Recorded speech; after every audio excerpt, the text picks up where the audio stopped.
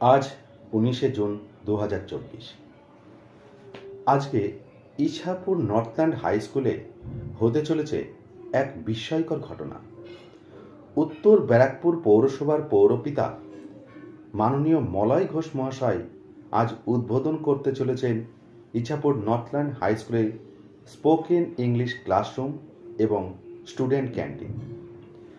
Northland স্কুলের ইতিহাসে এটি একটি যুগান্তকারী ঘটনা।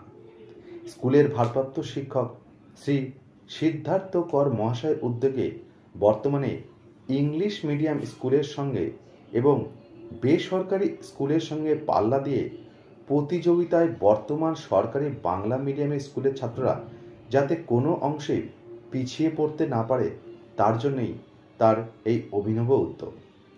আজকের অনুষ্ঠানে উপস্থিত ছিলেন গারোলিয়া পৌরসভার পৌরপিতা মাননীয় রমেন দাস মহাশয়, উত্তর ব্যারাকপুর পৌরসভার পৌরপিতা মাননীয় মলয় ঘোষ মহাশয়, নোয়াপাড়া থানার আইসি, এছাড়াও ইছাপুর অঞ্চলে একাধিক বিশিষ্ট ব্যক্তিবর্গরা। স্কুলের শিক্ষক শিক্ষিকারা গান ও আবৃত্তির সঙ্গে আজকের দিনটিকে স্মরণীয় করে রাখলেন। চলুন বন্ধুরা, এবার আমরা তাদের সেই পারফরমেন্সগুলি একটু উপভোগ করি।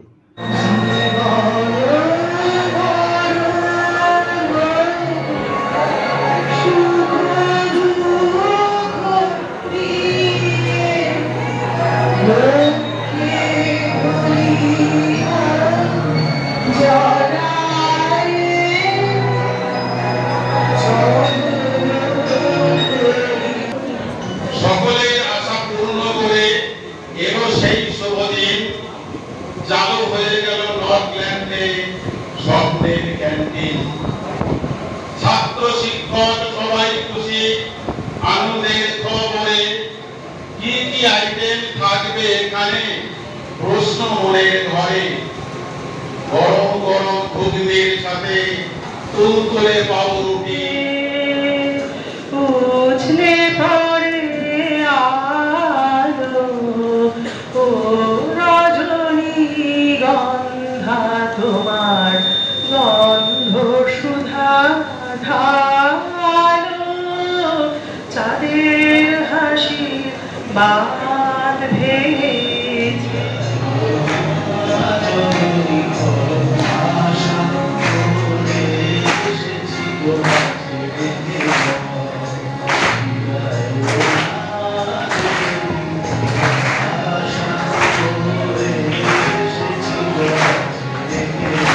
চলুন এবারে ভারপ্রাপ্ত শিক্ষক সিদ্ধার্থ কর মহাশয়ের কাছ থেকে জেনে নিই সরকারি স্কুলে মিড ডে মিলের বন্দোবস্ত থাকা সত্ত্বেও তিনি কেন এই ধরনের একটি উদ্যোগ নিলেন।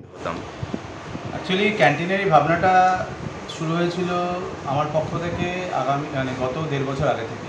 কারণ মনে রাখতে হবে মিড ডে মিল 5 থেকে 8 অবধি ছাত্রদের জন্য। আমাদের নর্থল্যান্ড এস্টেট যেটা সিকিউরিটি বসিয়ে দিয়েছে ফ্যাক্টরির পক্ষ থেকে, এই নর্থল্যান্ড এস্টেটে এখন আগের মতো অবাধ যাতায়াত করতে পারে না লোকজন। ফলে খাবারের গাড়ি যেগুলো আগে স্কুলের গেটের বাইরে আসতো, এসে দাঁড়াতো, টিফিনের সময় বাচ্চারা ওখান থেকে খাবার নিত, ছুটির সময় বাচ্চারা খাবার নিত, তারা এখানে এসে এখন খাবার নেওয়ার সুযোগটা পায় না, কারণ গাড়িগুলোর এখানে ঢোকা বন্ধ। ফলে 9 থেকে 12 অবধি ছেলেরা একটা ক্রাইসিসের মধ্যে পড়েছে। গত 6 বছর ধরেই কি 5 বছর ধরে তাদের মধ্যে এই ক্রাইসিসটা চলছে। সেটা হচ্ছে তারা এদিকে মিড ডে মিলটা পাচ্ছে না, যেহেতু সরকারি নিয়মে 5 থেকে 8 অবধি মিড ডে মিল, আবার তারা কোনো খাবারের গাড়িও পাচ্ছে না। ফলে 10-20 টাকা করে খুব গরিব ঘরের ছেলেরাই এখানে পড়ে, গরিব নিম্নবিত্ত পরিবারের ছেলেরা পড়ে। তাদের যদি পকেটে 10-20 টাকা থাকেও, কারণ বাড়ি থেকে রোজ রোজ সবার পক্ষে টিফিন দেওয়া সম্ভব হয় না সব বাড়ি থেকে, সেই টাকাটা থাকলেও তারা সেই টাকাটা ইউটিলাইজ করতে পারছে না, খাবার কিনতে পারছে না, কারণ খাবারের গাড়ি নেই। আর স্কুল চলাকালীন টিফিন আওয়ারে আমরা কাউকে ছাড়ি না বাইরে, এই কারণে একটা নিরাপত্তার প্রশ্ন থাকে। সামনে বড় রাস্তা রয়েছে, বড় রাস্তায় গিয়ে একটা যদি অ্যাক্সিডেন্ট হয় সেক্ষেত্রে স্কুলেরই সেটা দায় দায়িত্ব এসে পড়বে। সেই কারণে আমরা এই সব বিষয়গুলোকে অ্যাভয়েড করার জন্য এবং ছাত্রদের 9 থেকে 12-এর ছাত্রদের একটা ঠিকঠাকভাবে খাবারের অ্যারেঞ্জমেন্ট করবার জন্য টিফিনবেলা আমরা স্টুডেন্ট ক্যান্টিনটা আমরা করেছি। এবং স্টুডেন্ট ক্যান্টিনটা করার জন্য আমাদেরকে সাহায্য করেছেন উত্তর ব্যারাকপুর পৌরসভার স্বয়ম্বর গোষ্ঠী মহিলাদের দিয়ে 5-6জন মহিলা মিলে আমরা স্টুডেন্ট ক্যান্টিনটা চালু করলাম। এবং আমরা এর মাধ্যমে এই 5-6 জনকে একটা কর্মসংস্থানের দিশাও দেখাতে পারলাম। বন্ধুরা, এবারে আমরা ক্যান্টিন রুম ও স্পোকেন ইংলিশ রুমটা একটু ঘুরে দেখে আসি।